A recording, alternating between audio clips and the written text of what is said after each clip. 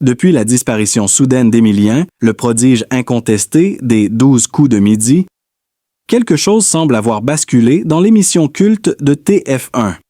Une tension nouvelle, presque palpable, s'est installée sur le plateau, comme si un mystère invisible planait au-dessus des pupitres colorés et des sourires de façade. Depuis ce 6 juillet qui a vu le règne d'Émilien s'écrouler après plus de 600 victoires étourdissantes, une série de passages éclairs de candidats n'a fait que renforcer l'impression étrange d'un vide à combler, d'un équilibre fragilisé. Et soudain, comme surgit de nulle part, une jeune femme au regard déterminé, à la diction presque trop parfaite, fait une entrée remarquée. Louise, 21 ans, étudiante en journalisme à Nantes, s'impose sans crier gare. Froidement, avec une efficacité clinique, elle balaie ses adversaires jour après jour, jusqu'à enregistrer sa 6e victoire consécutive. Pourtant, derrière ce parcours qui semble sans accroc, une fissure apparaît, une tension discrète mais réelle, lorsque Jean-Luc Reichmann intervient non pas une, mais 2 fois pour rappeler à l'ordre les candidats, Louise y compris. Et ce ne sont pas de simples précisions linguistiques, non, certains y voient déjà une alerte, un signal, une tentative subtile de rétablir une justice que beaucoup disaient faussée durant l'ère Émilien. Pourquoi ces interventions soudaines? Pourquoi maintenant? Y aurait-il un nouveau règlement officieux imposé en coulisses? Et si Louise, loin d'être une simple candidate brillante, était en train de réveiller de vieilles polémiques soigneusement étouffées? Ce que vous allez découvrir dépasse tout ce que vous auriez pu imaginer sur les rouages du célèbre jeu télévisé.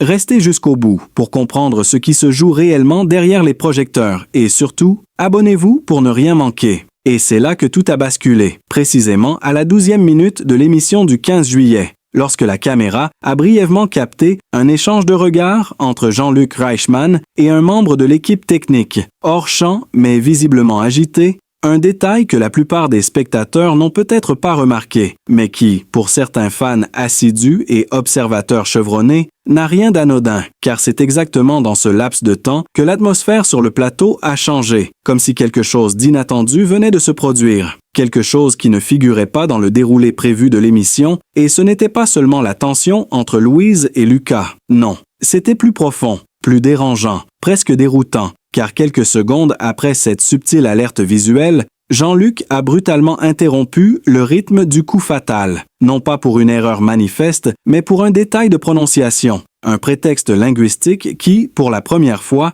a semblé excessif même pour les téléspectateurs les plus exigeants. Et c'est là que les regards ont commencé à s'échanger dans le public, mi-intrigués, mi-inquiets, car Louise, habituellement imperturbable, a eu un moment de flottement. Ses yeux se sont élargis, sa mâchoire s'est légèrement crispée, comme si elle venait de comprendre quelque chose qui l'avait jusque-là échappé, comme si elle avait saisi, dans l'instant, que son ascension était peut-être moins libre qu'elle ne le croyait, que les règles du jeu pouvaient être infléchies à volonté, qu'elle aussi pouvait à tout moment être freinée sous couvert de neutralité technique. Et c'est ce choc silencieux, invisible, à l'œil distrait, mais criant pour ceux qui savent lire les émotions derrière les sourires figés, qui a déclenché une cascade d'interrogations restées sans réponse jusqu'à présent. Car ce qui s'est passé ensuite est encore plus étrange, plus dérangeant. Louise a remporté la manche, certes, mais à quel prix?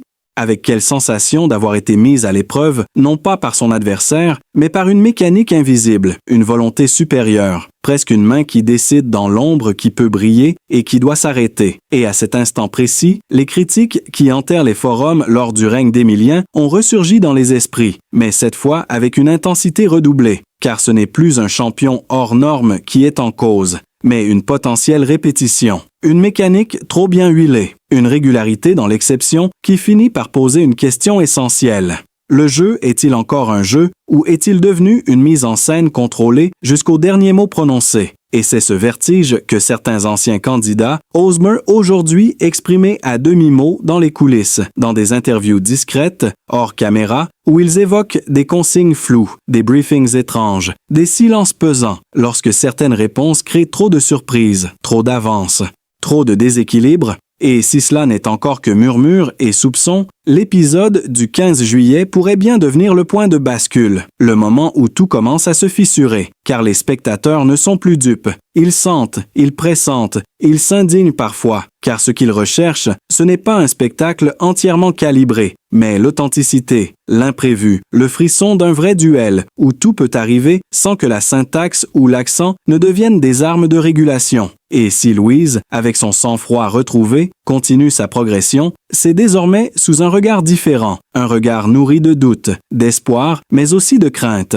car chaque victoire future sera scrutée à la loupe. Chaque intervention de Jean-Luc interprétée, disséquée, comparée, comme si le public lui-même était devenu juge du jeu, gardien d'une vérité qu'il soupçonne menacée, et dans cette atmosphère de plus en plus électrique, une seule question reste suspendue. Jusqu'où Louise pourra-t-elle aller avant que l'ombre d'un nouveau rappel à l'ordre ne vienne briser sa trajectoire, ou pire encore, avant qu'elle-même ne décide de tout révéler? Et puis soudain, ce fut cette main tremblante, imperceptible, que Louise a passée sur son micro, comme pour s'assurer qu'il était bien éteint. Un geste fugace mais chargé d'angoisse, juste après l'émission, capté en arrière-plan par une caméra secondaire pendant les remerciements de fin. Et là, dans un souffle à peine audible, mais amplifié par les passionnés du replay, elle aurait murmuré ces mots glaçants. « Ils m'ont dit de ralentir. » Une phrase qu'aucun montage officiel n'a conservée, mais que certains internautes affirment avoir entendue avant que la vidéo ne soit mystérieusement remplacée par une version éditée. Et c'est à partir de ce détail minuscule que tout s'emballe, que les spéculations deviennent paniques, que les soupçons explosent sur les réseaux sociaux. Car si Louise a effectivement reçu une consigne implicite, alors qu'en est-il de ceux qui l'ont précédée et surtout, qui tient les ficelles dans l'ombre, qui décide de l'intensité du rêve, de la durée de la gloire, et jusqu'où ira ce silence déguisé en divertissement? Abonnez-vous pour ne pas perdre une miette de ce qui pourrait bien être le début du plus grand scandale du jeu.